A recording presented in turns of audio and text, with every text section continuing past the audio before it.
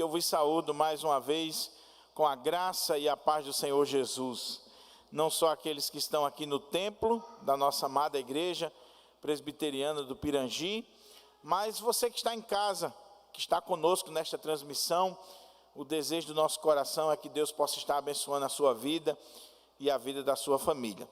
Nós vamos dar sequência à exposição da carta de Paulo aos Filipenses. E queria convidar os irmãos para abrirem as suas Bíblias na carta de Paulo aos Filipenses, capítulo 3. Estaremos concluindo a exposição do capítulo 3 hoje, com a graça de Deus.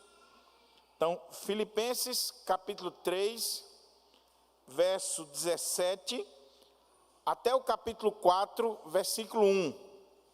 Então, Filipenses 3, do verso 17 ao capítulo 4, versículo 1, palavra do Senhor para os nossos corações. O tema da mensagem será os inimigos da cruz de Cristo. Nós estaremos, com a graça de Deus, pensando sobre esse assunto, os inimigos da cruz de Cristo. Então, diz assim a palavra de Deus, lembrando que nesta série eu estou usando a Nova Almeida atualizada. Então, você que está acompanhando aí, nós estamos usando a versão NAA. Diz assim, Filipenses 3, 17 a 4, 1. Irmãos, sejam meus imitadores e observem os que vivem segundo o exemplo que temos dado a vocês. Pois muitos andam entre nós, dos quais repetidas vezes eu lhes dizia, e agora digo até chorando, que são inimigos da cruz de Cristo. O destino deles é a perdição, o Deus deles é o ventre, e a glória deles está naquilo de que deviam se envergonhar, visto que só pensam nas coisas terrenas. Pois a nossa pátria está nos céus, de onde também aguardamos o Salvador, o Senhor Jesus Cristo, o qual transformará o nosso corpo de humilhação para ser igual ao corpo da sua glória, segundo a eficácia do poder que ele tem de até subordinar a si todas as coisas. Portanto, meus amados irmãos, de quem tenho muita saudade, vocês que são a minha alegria e coroa, sim, meus amados, permaneçam deste modo firmes no Senhor. Curva a sua fronte, vamos orar. E, por favor, mantenha aí a sua Bíblia aberta para que a gente possa estar meditando nesse texto, em nome de Jesus. Pai,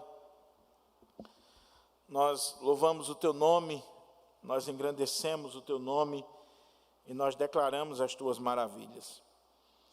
Ó Deus, que esta série de Filipenses possa estar mudando a minha vida e a vida dos meus irmãos. Esse é o desejo do nosso coração.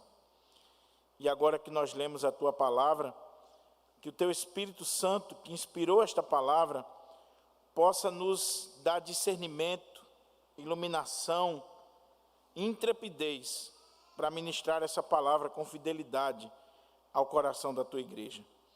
Fala conosco, Senhor. Fala aquilo que nós precisamos e não pura e simplesmente o que nós queremos ouvir. Que as palavras dos meus lábios e o meditar do meu coração sejam agradáveis na Tua presença, ó Senhor, rocha minha e redentor meu. Amém. Meus irmãos, mantenha aí a sua Bíblia aberta para que a gente possa considerar o texto sagrado e extrair dele lições para a nossa vida. À guisa de introdução, eu queria destacar alguns pontos para que a gente possa entender o texto. A primeira coisa que eu queria chamar a sua atenção é que, quando nós iniciamos a exposição do capítulo 3 de Filipenses, nós falamos que o capítulo 3 de Filipenses, ele trata de pelo menos dois temas principais. No primeiro momento, o tema do legalismo, e na segunda divisão, o tema do dualismo. Na primeira parte, você tem Paulo combatendo os falsos mestres judaizantes que estavam começando a influenciar ou a se infiltrarem na igreja de Filipos. E Paulo vai chamar aqueles falsos mestres de cães, de maus obreiros. Ele vai chamar a atenção da igreja para que tivessem muito cuidado com esses cães. Aí, versículo 2, ele diz: cuidado com os cães, cuidado com os maus obreiros, cuidado com a falsa circuncisão. Eram os mestres judaizantes, legalistas, que estavam fazendo mau uso da lei de Deus e exigindo que a igreja do Senhor pudesse se circuncidar e cumprir alguns preceitos da lei para a salvação, coisa que Paulo vai dizer que não havia necessidade alguma, já que nós já recebemos o evangelho da graça, o verdadeiro evangelho. Mas, se no primeiro momento Paulo estava lidando com os mestres judaizantes, legalistas, que tinham uma interpretação equivocada da lei, agora, no final do capítulo, Paulo está lidando com um outro grupo, que são os crentes, pessoas que estavam na igreja, pessoas que pertenciam à igreja de Filipos, que estavam ali no contexto da igreja, mas que eram libertinos. Não necessariamente eram judeus. O problema agora não é mais com os judeus, os legalistas judeus, os mestres judaizantes.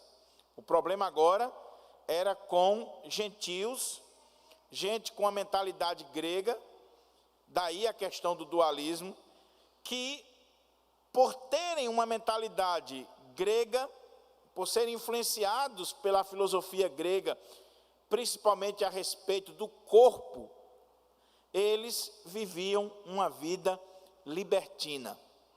Então você tem aqui um combate do apóstolo Paulo a essa ideia dualística que vem lá do pensamento grego. Alguns estudiosos dizem que nós vemos aqui cristãos gnósticos que nesse contexto já estavam surgindo lá no seio daquela igreja.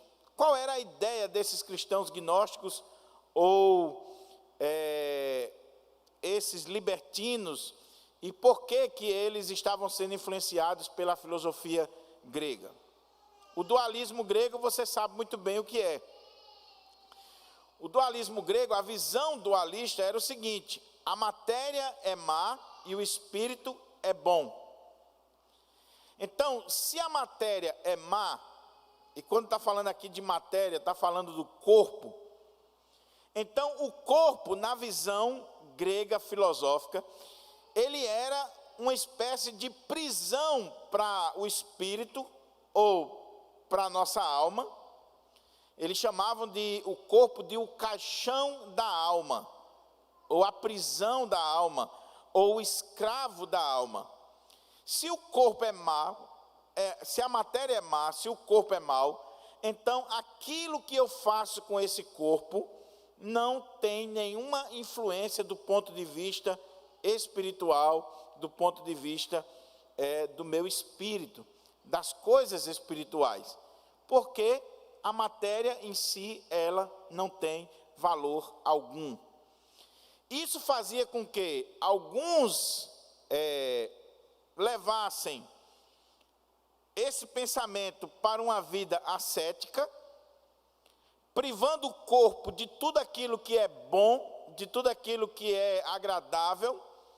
Então, a pessoa começava a viver uma vida completamente desprovida dos prazeres. Esse era um extremo do pensamento.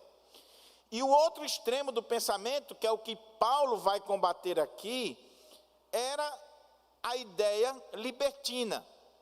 Se o meu corpo se a matéria ela não tem nenhum valor e ela precisa ser subjugada, e nada que eu faça com o corpo influencia do ponto de vista espiritual, então qual o problema de dar vazão a tudo aquilo que a matéria gosta e que a matéria deseja?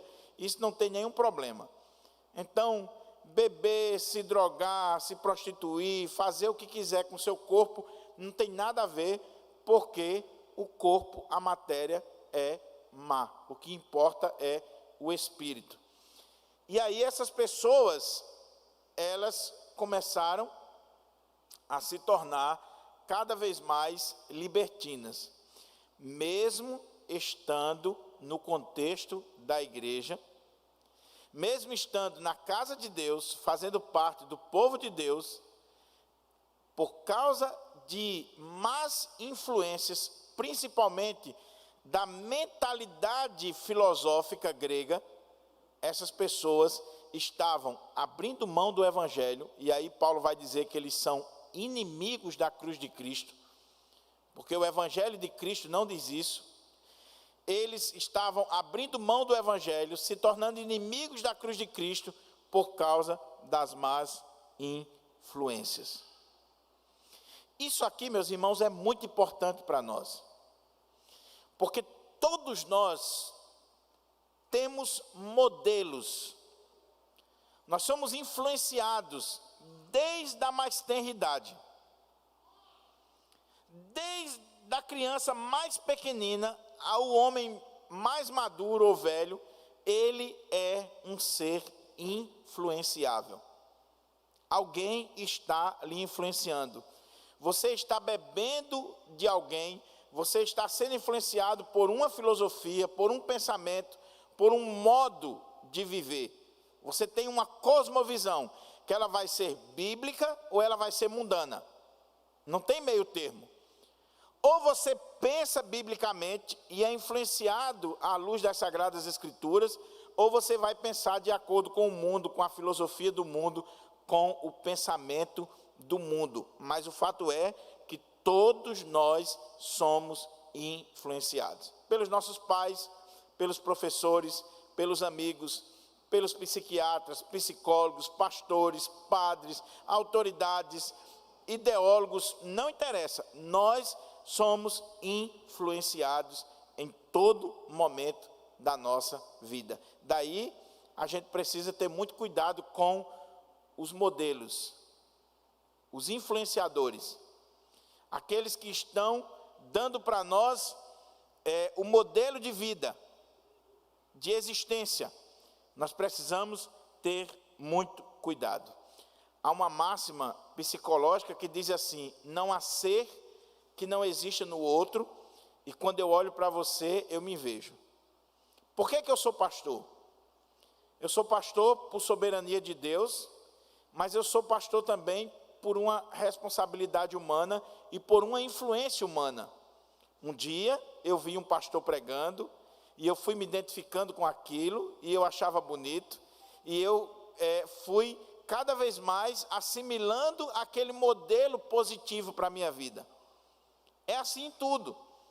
A pessoa quer ser médico ou médica porque, de repente, ela viu um médico ou um policial, ela quer ser policial. É assim na vida. Você é o que é por causa dos modelos que foram colocados diante de você. Se foram modelos bons e você assimilou o modelo bom, você vai ter uma vida boa.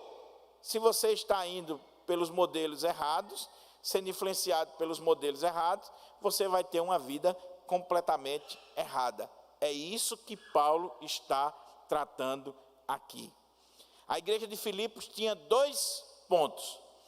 Ou iria seguir o modelo apostólico, e é o que Paulo vai colocar no primeiro momento, ou a igreja de Filipos iria seguir os inimigos da cruz de Cristo.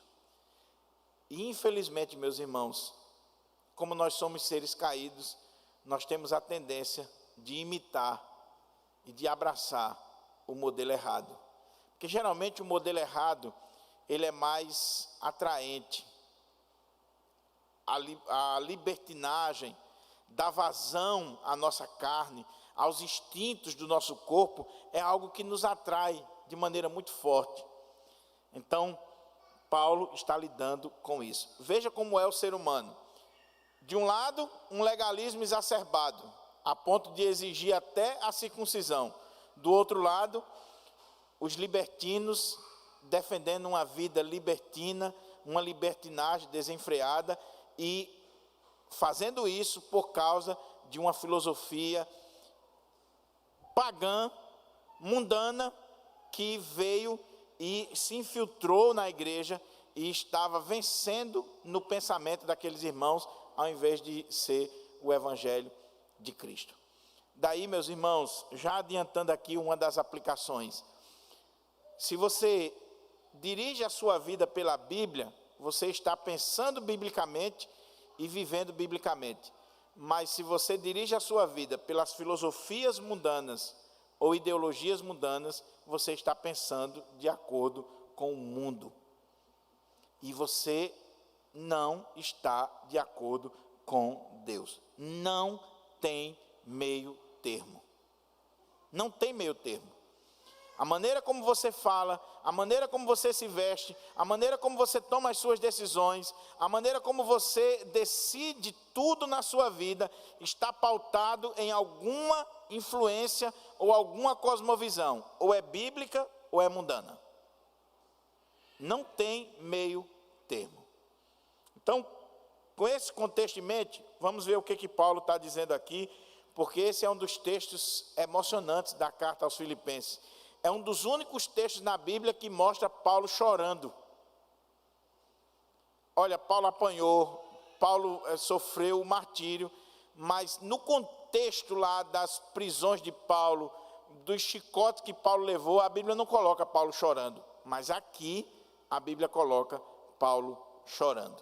Olha como é que ele começa, versículo 17 para nós. Ele diz assim: irmãos, mais uma vez, ressalto para os irmãos, é um pastor falando com as suas ovelhas, falando com o seu rebanho, falando com aqueles que ele ama, que ele pastoreou durante tantos anos e que tem saudade deles, como ele vai dizer no final aqui deste parágrafo. Então ele reconhece que são irmãos, ele ama aquela igreja e ele trata de forma amorosa.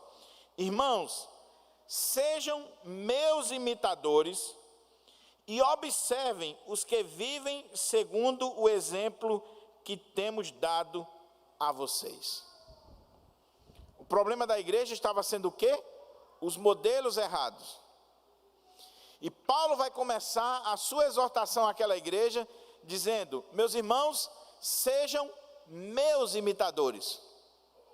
Alguns estudiosos querem dizer que Paulo, na verdade, está dizendo assim: irmãos, imitem a Cristo junto comigo. Mas seria forçar o texto. O que Paulo está dizendo é: imitem a mim. Agora é claro, imitando Paulo, ele imitava a Cristo, eu estou imitando a Cristo. Pode parecer, meus irmãos, que quando a gente lê esse texto numa leitura assim mais apressada, Paulo está sendo arrogante, né? Irmãos, sejam meus imitadores. Ou seja, vocês estão imitando os modelos errados, mas imitem a mim, olhem para mim. Porém, meus irmãos, Paulo não está se colocando aqui num pedestal ou mostrando que ele é perfeito. No parágrafo anterior, na mensagem anterior, nós vimos Paulo dizendo que não era perfeito, que ainda não tinha alcançado a perfeição. Paulo reconhecia as suas limitações. Paulo reconhecia que ainda não tinha chegado lá, mas ele prosseguia para o alvo. Então, quando Paulo diz assim: sejam meus imitadores, não é que Paulo está se colocando acima dos demais, ou querendo ser melhor do que os irmãos, ou melhor do que a igreja. Não. Ele sabia das suas limitações, mas o que ele está dizendo é: meus irmãos, eu imito a Cristo, eu procuro viver a vida de Cristo, então olhem para mim. Não olhem para os modelos errados. Duas coisas chamam a atenção aqui. Primeiro, os estudiosos dizem que Paulo está ressaltando aqui a sua autoridade apostólica, o seu apostolado. Quando ele diz, irmãos, sejam meus imitadores, está embutido aqui a autoridade apostólica. Ele está dizendo, olhem para mim, eu sou um verdadeiro apóstolo, e vocês devem olhar para mim, e não para esses inimigos da cruz de Cristo. Segunda coisa que nós vemos aqui, é exatamente esse cuidado de Paulo, de dizer assim, meus irmãos, não olhem para os modelos errados, olhem para mim. Agora, Paulo vai revelar a sua humildade. Ele não está se colocando no pedestal, e a prova é o seguinte, olha como é que ele diz, irmãos, sejam meus imitadores, e observem os que vivem segundo o exemplo que temos dado a vocês. Se Paulo tivesse dizendo assim, olhe só para mim, aí eu poderia dizer, que camarada arrogante, né?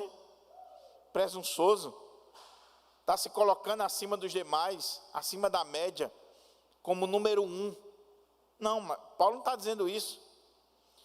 Ele está dizendo, irmãos, olhem para mim sim, ele é um apóstolo de Jesus Cristo, ele é o pastor daquela igreja, foi pastor daquela igreja muitos anos, foi quem plantou aquela igreja sabe do seu amor e da sua vida em Cristo Jesus.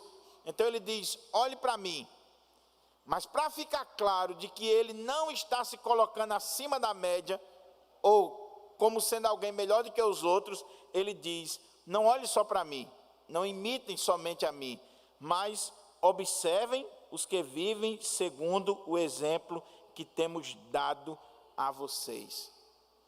E é muito interessante o que Paulo está dizendo aqui, porque a palavra aí, observar ou olhar, na língua grega é a mesma palavra que ele usou para prosseguir para o alvo. É olhar para o alvo. Lá atrás, nós deveríamos correr a carreira cristã prosseguindo para o alvo, olhando o alvo, a linha de chegada. Agora, Paulo está dizendo que nós devemos olhar não só para o alvo, para o prêmio da soberana vocação de Deus em Cristo, mas nós devemos olhar ou observar aqueles, os nossos mestres, que junto com Paulo são exemplo de vida para nós. Quem eram esses? Silas, Timóteo, o próprio Epafrodito, que era o pastor da igreja lá, provavelmente o pastor da igreja de Filipos. Então Paulo está dizendo, meus irmãos, vocês vão olhar para o alvo, para o prêmio da soberana vocação, mas também vocês vão olhar para estes homens, que são dignos de ser imitados, de exemplo para a vida de vocês.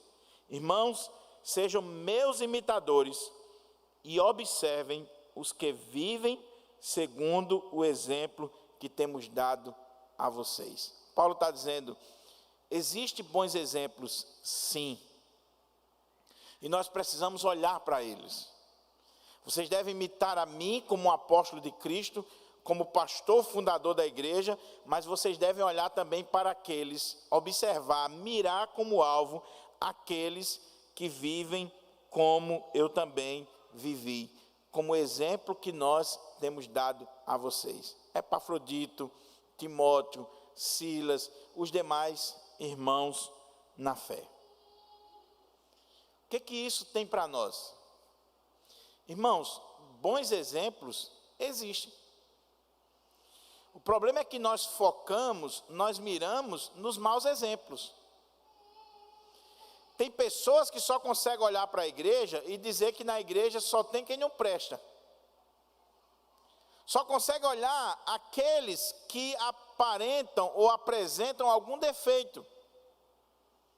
Mas, meu irmão, na igreja de Deus, aqui na sua igreja do Pirangi, tem pessoas dignas de serem imitadas, que são exemplos de cristãos, de homens de Deus, de mulheres de Deus, de jovens de Deus, de pessoas que andam segundo a palavra, o evangelho, aquilo que os apóstolos ensinaram para nós. Então nós precisamos focar nessas pessoas, olhar para essas pessoas. A liderança da sua igreja. Ah, mas a liderança da minha igreja não é exemplo. Então é culpa sua, meu irmão, porque a liderança está lá porque você votou. Como é que você votou ou deixou assumir o cargo de liderança na sua igreja alguém que não é exemplo de vida para você? Como é que você deixou passar pela assembleia da igreja alguém que você não pode mirar, que você não pode ter como alvo na sua vida ou um exemplo na sua vida? Nós deveríamos votar em diáconos, presbíteros, pastores da igreja, que eu possa olhar e dizer, este é um homem de Deus que eu posso mirar e eu posso me espelhar na vida dele. Eu preciso votar nas sociedades internas, na liderança das sociedades internas, em uma diretoria que a sociedade possa olhar para a diretoria e dizer, esse irmão, essa irmã, são exemplos para a minha vida.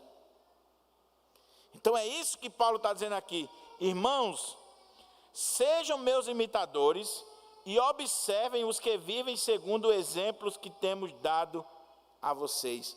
Observem. Estejam atentos. Mirem. Foque.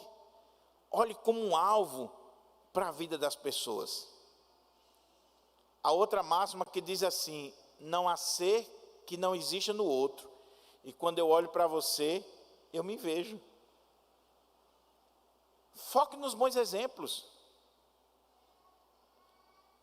Pastor José Gomes, ele sempre gosta de dizer uma frase para mim que eu acho interessantíssima. Quando a gente está conversando, ele diz assim, que um dia ele foi numa palestra e o palestrante disse o seguinte, imite os grandes. Imite os grandes, meu irmão. Então, por exemplo, eu como um pregador, como um pastor, quem é que eu vou buscar como exemplo para o meu ministério e como modelo de pregação para o meu ministério? Eu vou pegar qualquer um?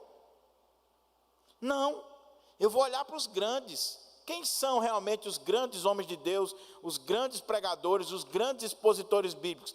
É nesse aqui que eu vou focar e eu vou mirar, porque eu quero crescer ministerialmente, eu quero aprender a pregar melhor, a expor a palavra de Deus, a interpretar melhor a palavra de Deus. Então eu vou olhar para aqueles que faz a coisa com excelência e eu vou imitá-los.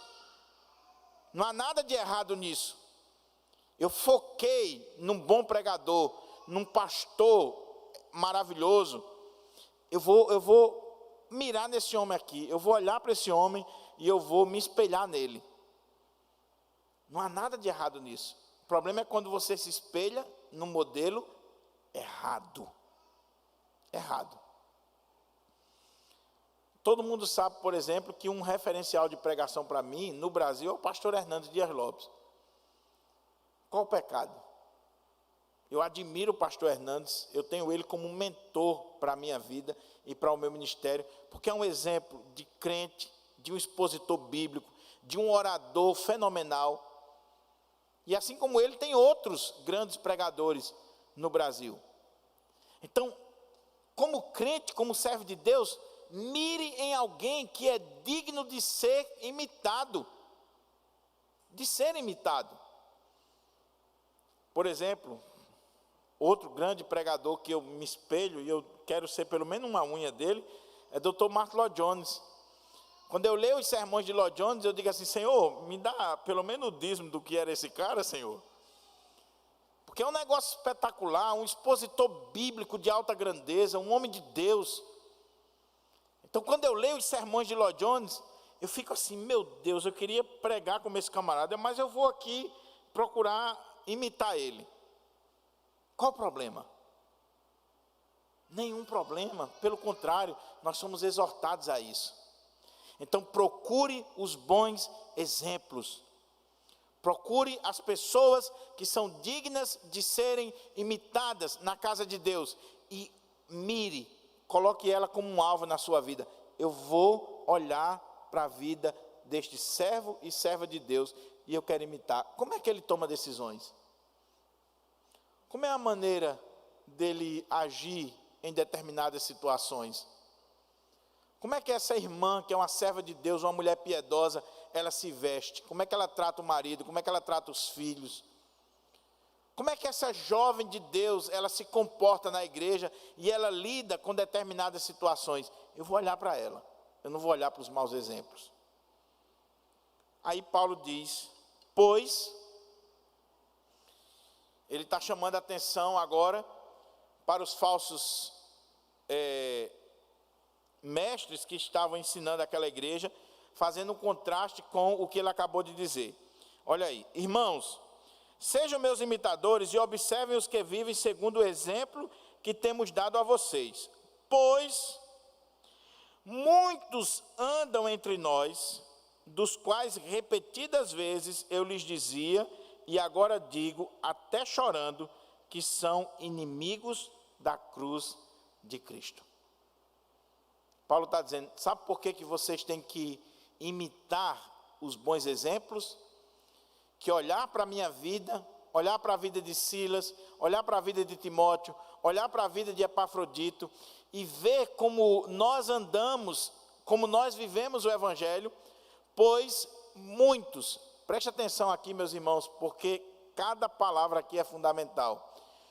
Muitos andam entre nós. Veja,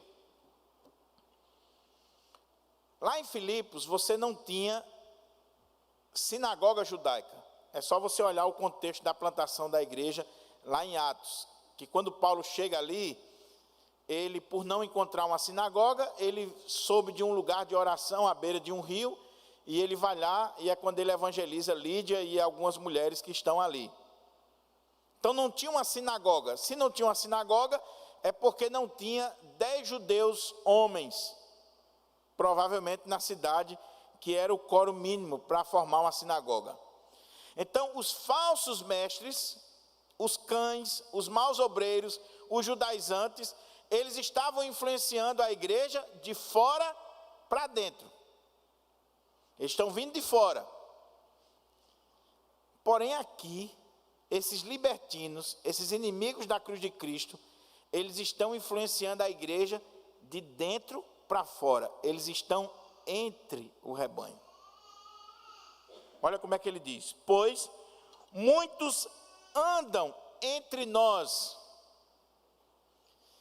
Estes homens viviam, estes libertinos estavam andando e vivendo no contexto da igreja, do povo de Deus.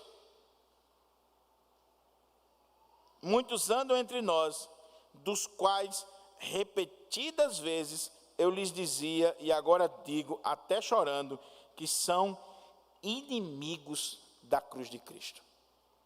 Primeira coisa que Paulo diz, que eles eram muitos. Muitos.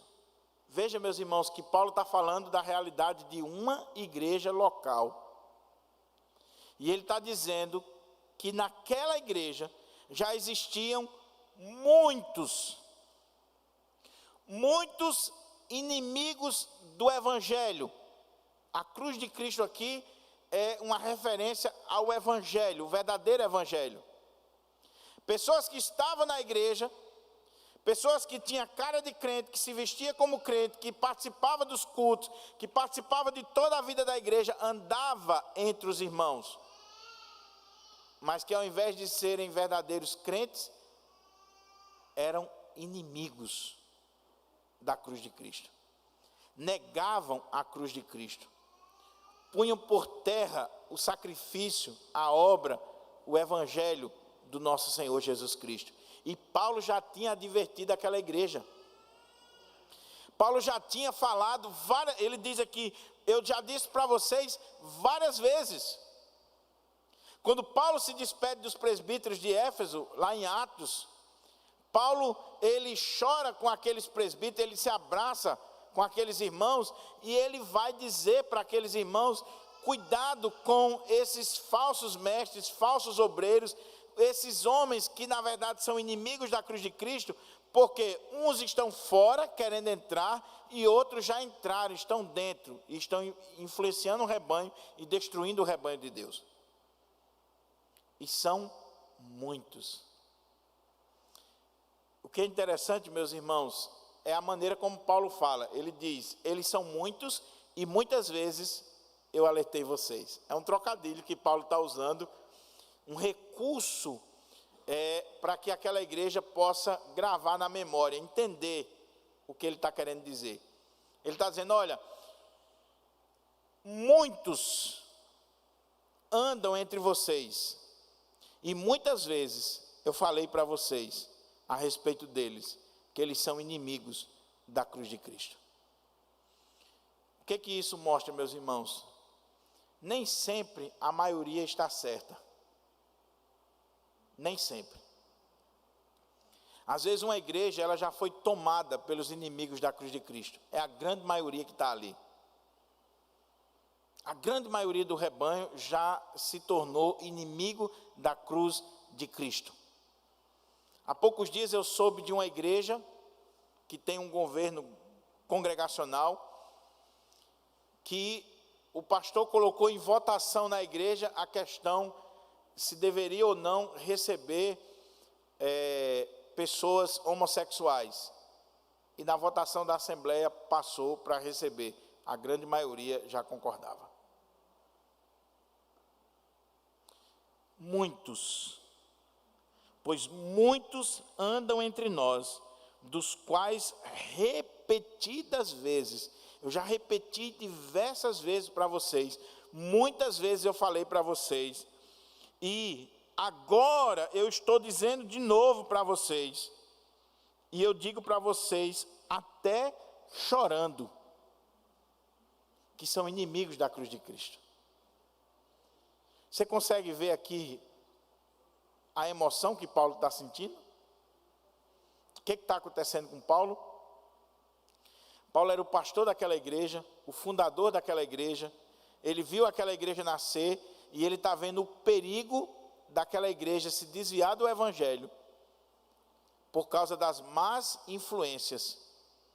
E Paulo já tinha falado, já tinha advertido, já tinha dito muitas coisas para aqueles irmãos, já tinha dito para ele que esses libertinos iriam chegar por lá, e mesmo assim, Paulo vê esses libertinos ganhando espaço na igreja e levando o rebanho após si, e leva Paulo às lágrimas. Paulo não está chorando aqui por causa dos falsos mestres, porque falso mestre ele chama de cão, de maus obreiros, de inimigos da cruz de Cristo. Sabe por que Paulo está chorando? Porque ele está vendo pessoas que ele investiu a vida nelas, que ele orou por elas, que ele pregou para elas, que ele discipulou, que ele cuidou, que ele orientou, pessoas, membros da igreja, sendo enredados, sendo levados pelo mau caminho, influenciados. Meus irmãos, eu confesso para vocês, não existe dor maior para um pastor do que ver uma ovelha que ele está cuidando, que ele está aconselhando, que ele está instruindo, de repente essa ovelha sai do caminho. E quando você vai olhar, ela saiu do caminho porque deu ouvido a um falso mestre, que nunca se importou com a vida dela, como a gente vai ver aqui, está preocupado consigo mesmo, que não tem nenhum vínculo com ela, que não quer nem saber dela. Ele simplesmente tem como propósito tirar ela do caminho do Senhor e satisfazer os seus próprios desejos ou o seu ego. O verdadeiro pastor, numa hora dessa, ele chora. Ele vai sofrer com essa situação. Eu já enfrentei isso aqui, meu irmão. Eu já tive, por exemplo, fazendo um discipulado com uma pessoa, e essa pessoa ia para a nossa casa, ia com um cadernozinho, e anotava tudo, fazia perguntas. Eu acho que, assim, não estou exagerando, eu acho que no caderno tinha em torno de 100 a 150 perguntas. E eu sentei, fui respondendo as perguntas, tudinho, marcava durante a semana, dei material, livro, comprei um material em áudio, comentário bíblico em áudio, passei para a pessoa, pouco tempo depois, a pessoa não veio mais. E aí, o que está acontecendo? Não, eu voltei para o catolicismo. Eu fiquei muito, muito angustiado. Porque primeiro você começa a pensar, será que sou eu o problema? O que foi que eu fiz? Mas depois você vai ver que a pessoa foi enredada, foi enganada, foi completamente influenciada de forma errada. Então Paulo, ele está dizendo, meus irmãos, existem muitos, não são poucos, são muitos, pois muitos andam entre nós, dos quais repetidas vezes ou muitas vezes eu dizia para vocês, e agora eu digo, e eu estou dizendo agora para vocês chorando. Eu digo chorando para vocês que eles são inimigos da cruz de Cristo. Não dê ouvidos a eles. Igreja de Filipos, igreja do Pirangi, eu digo a vocês, até chorando, cuidado com os inimigos da cruz de Cristo. É um pastor, às raias do desespero, porque está vendo o seu rebanho ser influenciado negativamente. Quais são as características desses libertinos ou desses falsos líderes que Paulo está colocando aqui? Olha como é que diz o texto para nós. Pois muitos andam entre nós, dos quais repetidas vezes eu lhes dizia, e agora digo até chorando, que são inimigos da cruz de Cristo. Aí, olha a característica que Paulo coloca deles, por isso que eu falei da filosofia grega, do dualismo, daquela visão grega de matéria e espírito. A matéria como algo mau e o espírito como algo bom. Então, olha como é que ele diz. O destino deles é a perdição, o Deus deles é o ventre, e a glória deles está naquilo de que deviam se envergonhar, visto que só pensam nas coisas terrenas.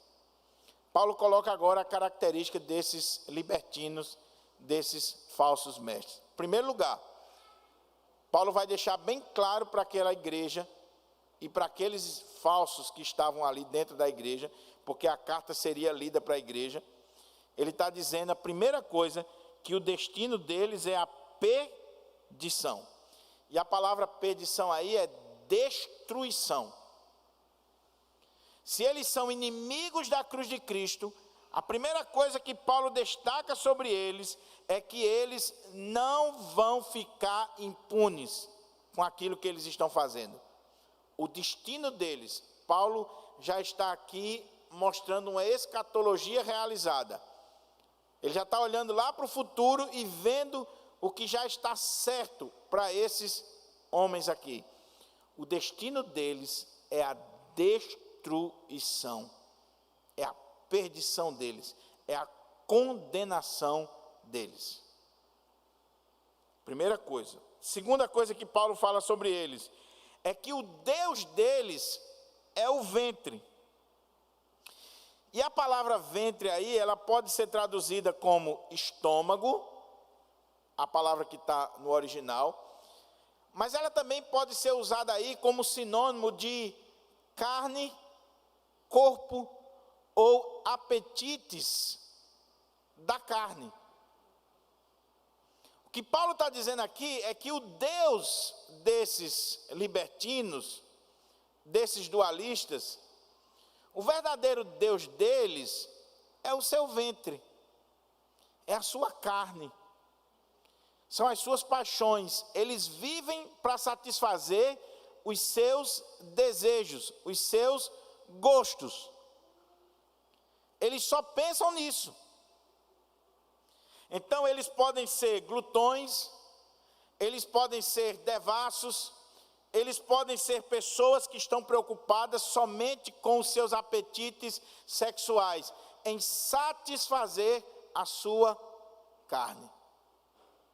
E aí, como o Deus deles é o ventre, se eles pegam uma filosofia que diz que aquilo que eu faço com o meu corpo não tem problema nenhum, então, meu irmão, liberou geral. Agora, o Evangelho não diz isso. O que o Evangelho diz é que nós devemos apresentar os nossos corpos como sacrifício vivo, santo e agradável a Deus. O Evangelho não diz que nós podemos usar o nosso corpo para aquilo que é pecado, para aquilo que não edifica. O Evangelho diz que o nosso corpo, ele deve ser usado para a glória de Deus. Então essa visão grega em relação ao corpo, em relação à matéria, ela vai de encontro à palavra de Deus. Porque não há como nós fazermos essa dicotomia entre corpo e espírito. Não, todo o nosso ser é consagrado ao Senhor, às coisas do Senhor. Eu preciso glorificar a Deus no meu corpo. Cristo se fez corpo, e no corpo dele, ele glorificou ao Pai. Ele usou o seu corpo para se entregar por nós e glorificou ao Pai. Então, o Deus deles aqui é o ventre.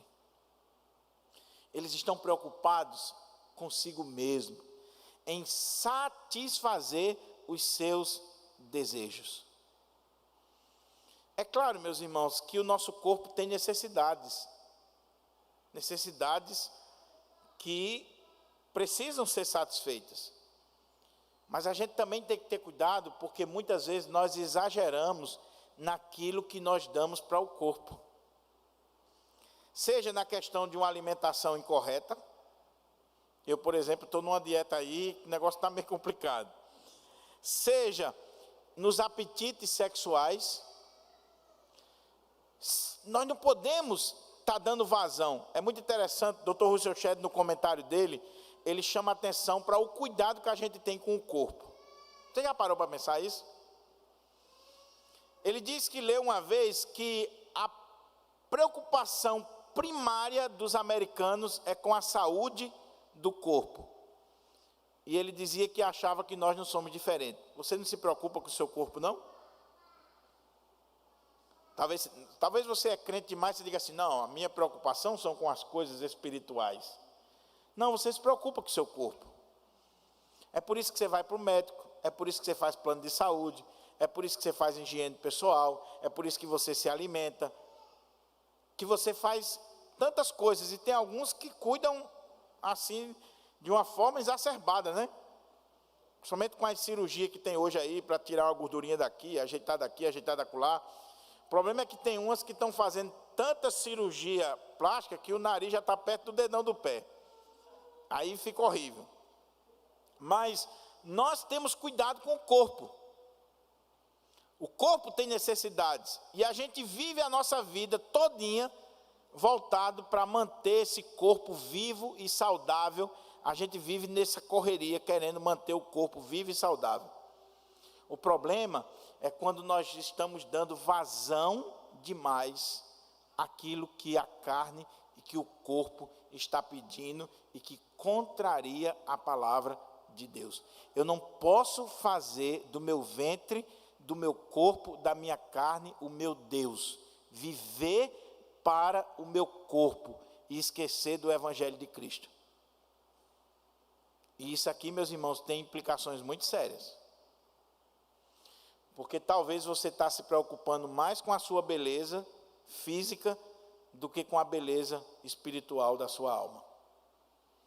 Talvez você gaste mais dinheiro com cosméticos para embelezar a carcaça que um dia a terra vai comer, do que investimento que você faz na sua alma.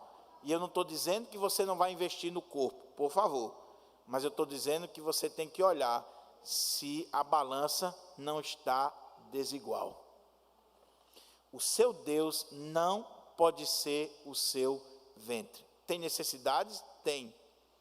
Mas o Deus não pode ser o ventre. E esses aqui, o Deus deles era o ventre. Eles viviam para satisfazer os seus desejos, os seus apetites, as suas necessidades.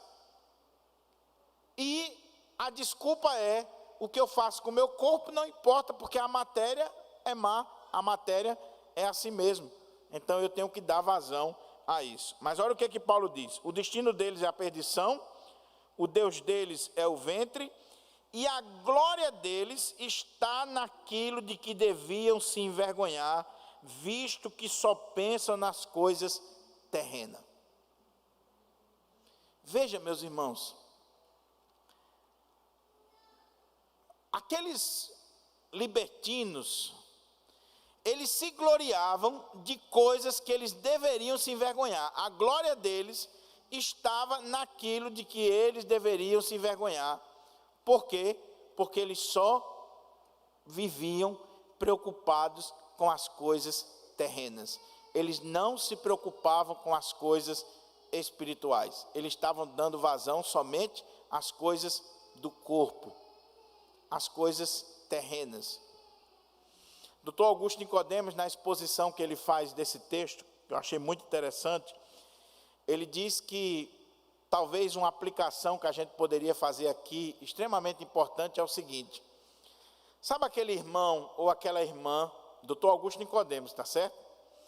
Que coloca no Facebook uma foto bebendo, que bota no Facebook uma foto em festas mundanas, em coisas que contraria a palavra de Deus, e coloca como se fosse a coisa mais gloriosa do mundo, quando deveria ser coisas que deveria envergonhar a pessoa.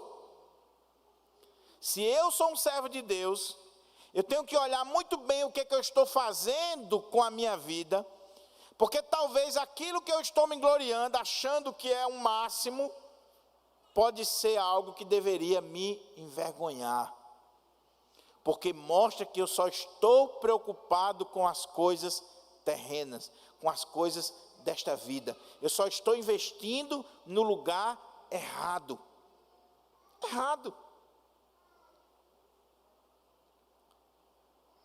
Será que a gente consegue entender a profundidade do que Paulo está dizendo aqui? Paulo está dizendo: olhe para a sua vida, meu irmão, e veja se você não está sendo dualista. Se você não está sendo influenciado pela filosofia do mundo. Em que sentido? Eu estou preocupado simplesmente com aquilo que é terreno.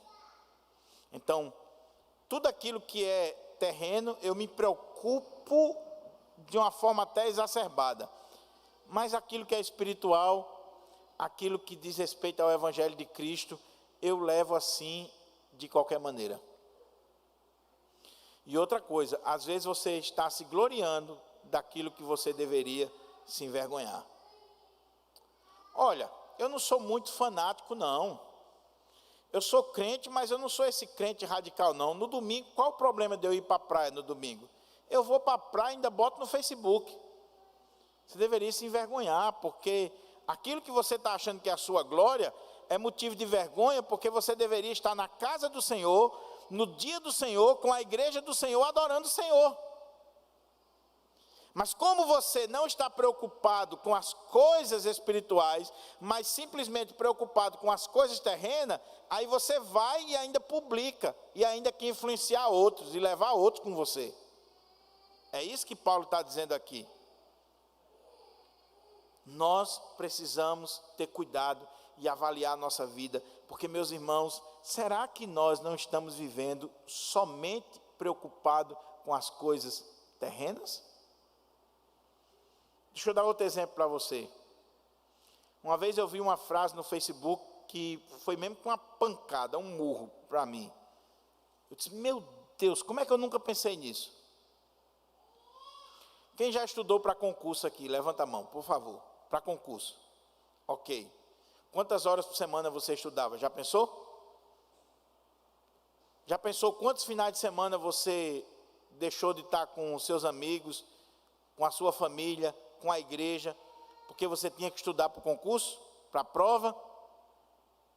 Você estudava 7, 8 horas por dia, você engolia o sábado, o domingo, não tinha mais condições de ir para o shopping, porque você estava estudando com a cara nos livros para concurso, focado. Pastor, estou focado.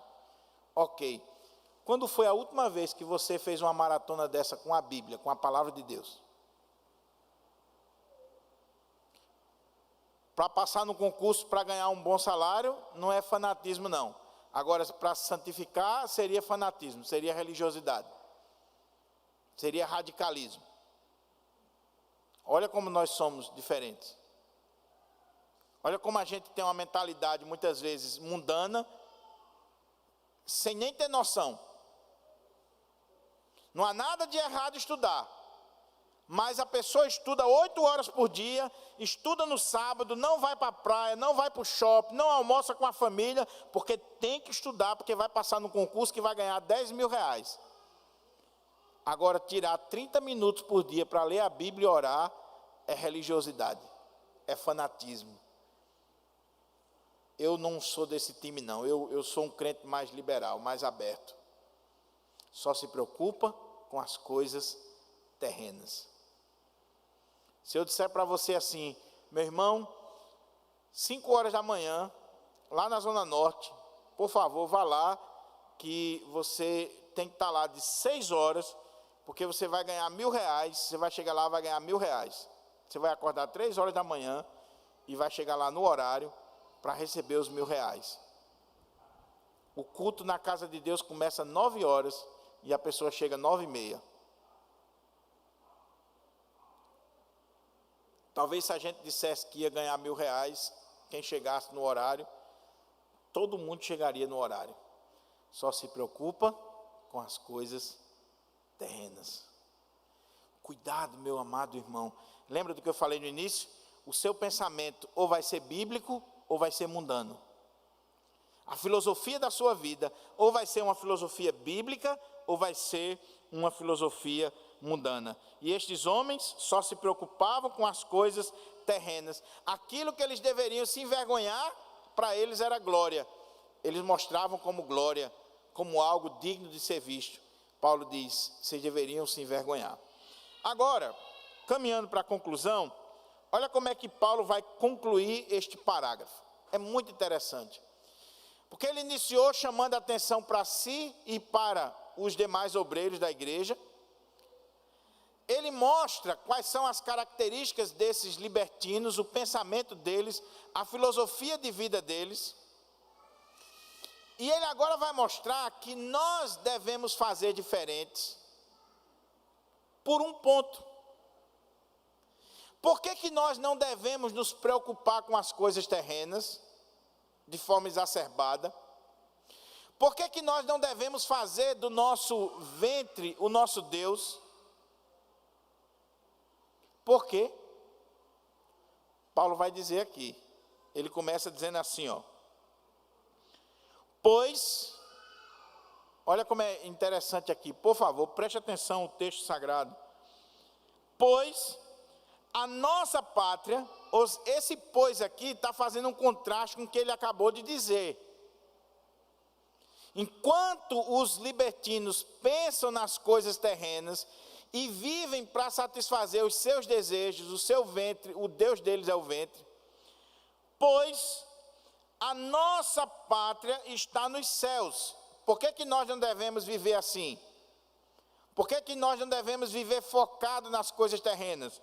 Pois a nossa pátria está nos céus, de onde também aguardamos o Salvador, o Senhor Jesus Cristo, o qual transformará o nosso corpo de humilhação para ser igual ao corpo da sua glória, segundo a eficácia do poder que ele tem de até subordinar a si todas as coisas. Mais uma vez, Paulo vai chamar a atenção para essa cidadania celestial.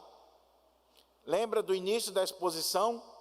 Filipos era uma colônia romana, onde tinha ali muitos veteranos de guerra, soldados romanos, que tinham orgulho de serem cidadãos romanos, de pertencerem ao Império Romano, e eles deveriam viver de acordo com os costumes, com a ética, com a lei, com a maneira de se vestir, de se comportar dos romanos. E eles se orgulhavam disso.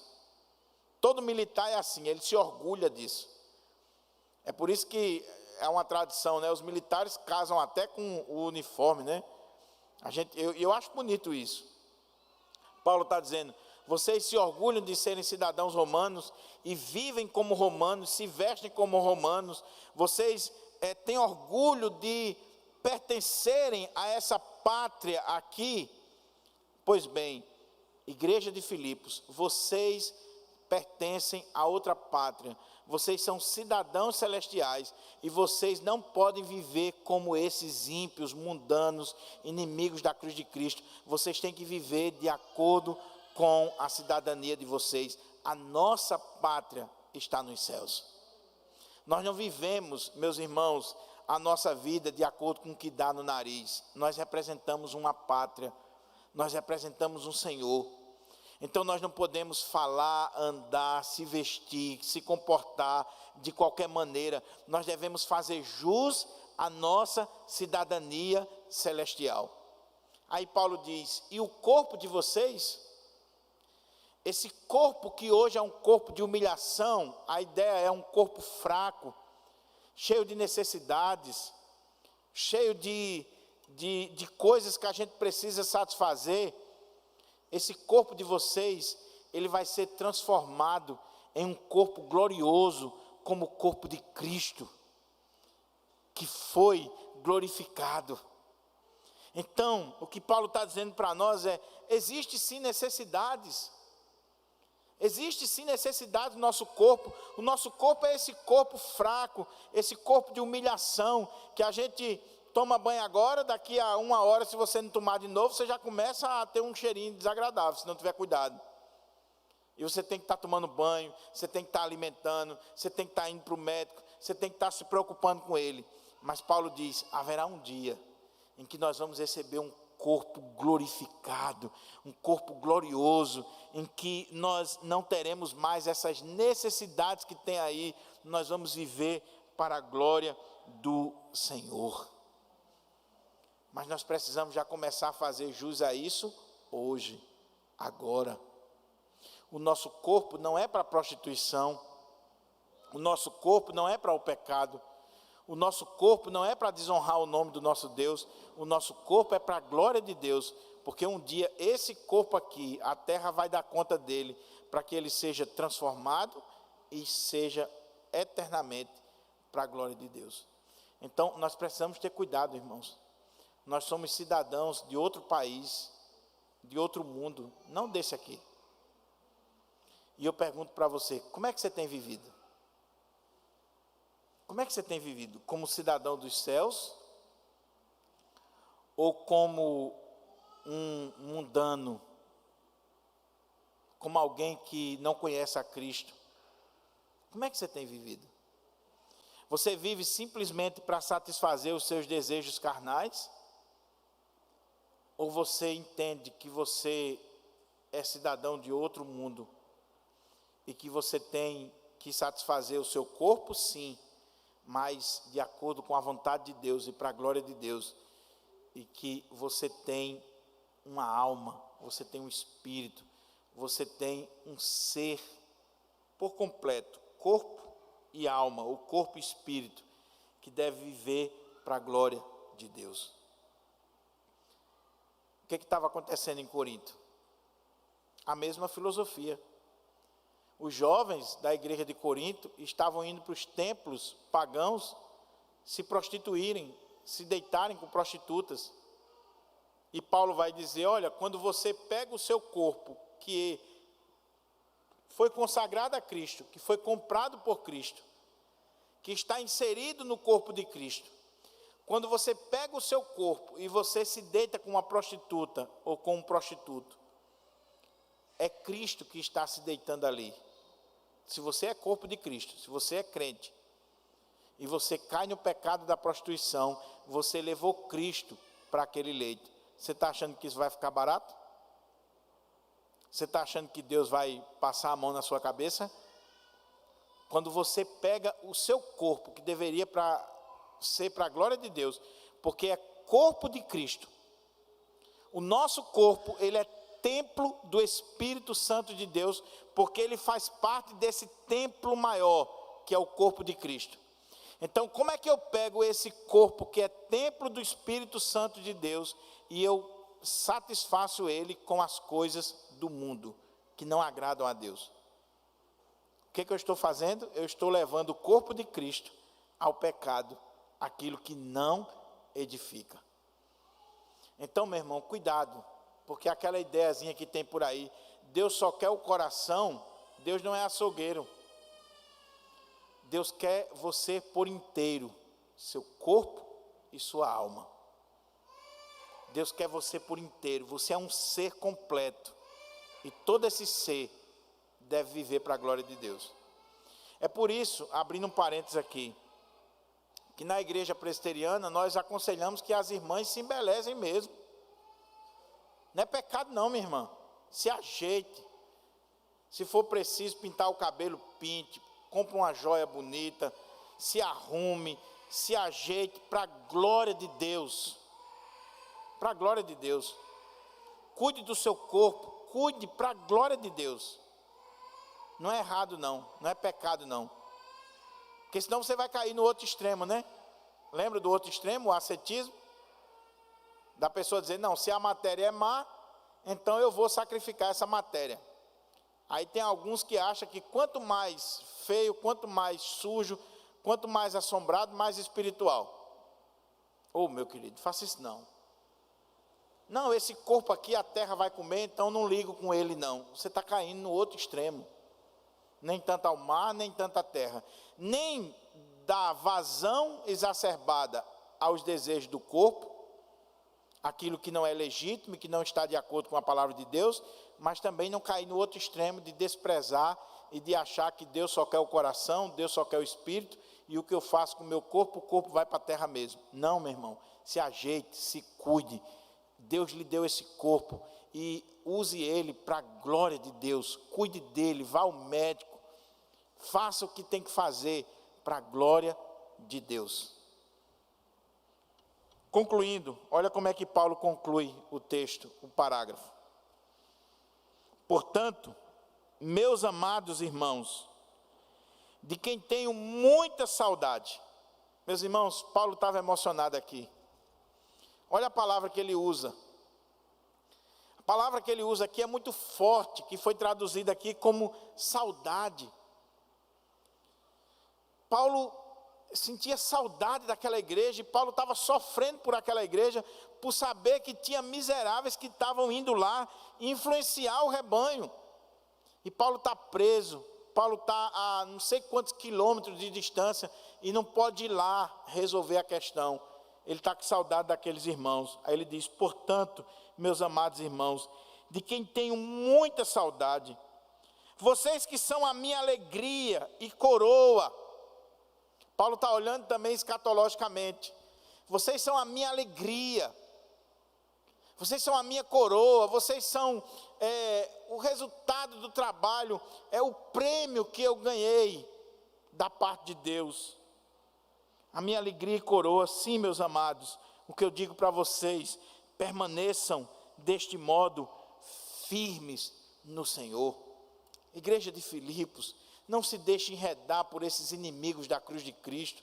Não se deixe enredar por vãs filosofias, por pensamentos mundanos. Fiquem firmes no Senhor. Se volte para o Senhor, para a palavra do Senhor. Tenha uma vida consagrada ao Senhor. Não dê ouvido aos falsos mestres, aos inimigos da cruz de Cristo. Fiquem firmes, meus irmãos. Eu tenho saudade de vocês. Eu me alegro com vocês. Vocês são a minha coroa. Vocês são prêmio que Deus me deu, eu sou grato pela vida de vocês. Então o que eu digo para vocês, fiquem firmes, não se desviem, não se afastem do Senhor, do Evangelho do Senhor. Por que Paulo está dizendo isso? Porque, como eu disse, era muito fácil aquela igreja se afastar, porque o falso Evangelho, a filosofia vã, como eu disse, ela é atrativa. Ela chama a atenção. É bom, não é não? Você tem um pastor durão. Aí de repente chega aquele pastorzão que é simpático, liberal, que nada para ele tem nada a ver, que não interessa o que você faz. Qual é a tendência de você gostar mais? É do que é mais aberto, do que é mais liberal. É daquele que diz, não, nos preocupe com isso não. O que você faz, meu irmão? Olha, Deus já lhe salvou, você já é salvo, você é eleito. Antes da fundação do mundo, você é crente em Jesus. Olha, nada que você faz ou deixa de fazer vai influenciar na sua salvação, não. Então, o que você fizer, olha, é graça. Nós estamos na época da graça. A graça barata que alguns estão dizendo aí. Paulo diz, não façam isso, meus irmãos. Vivam para a glória de Deus. Permaneçam firmes no Senhor. Vocês são a minha alegria. Vocês são a minha coroa. Eu tenho saudade de vocês. Não se desvie do Evangelho de Cristo. Cuidado com os inimigos da cruz de Cristo. Igreja do Pirangi, em nome de Jesus, procure imitar os verdadeiros discípulos de Cristo, os verdadeiros mestres, os verdadeiros homens de Deus, mulheres de Deus. E se algum dia você estiver mirando em alguém que você notou que está se desviando da fé, da palavra de Deus, deixe essa pessoa de lado. Procure um bom exemplo para a sua vida. Não siga os maus exemplos. Que Deus abençoe. Que Deus aplique a palavra em nosso coração. Vamos ficar de pé?